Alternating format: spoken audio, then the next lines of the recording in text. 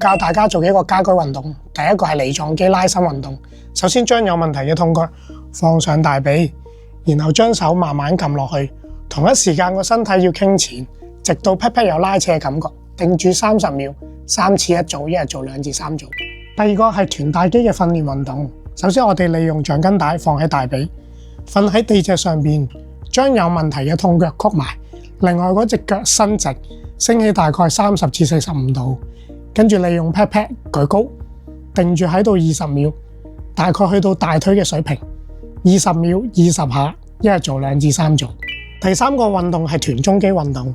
首先我哋用橡筋帶放喺腳踝上面，然後打側身，將有問題嘅痛腳放喺上面，之後慢慢舉高，大概20至30度，你會感覺到臀中肌用力，定住喺度20秒，20下一組，一日做2至3組。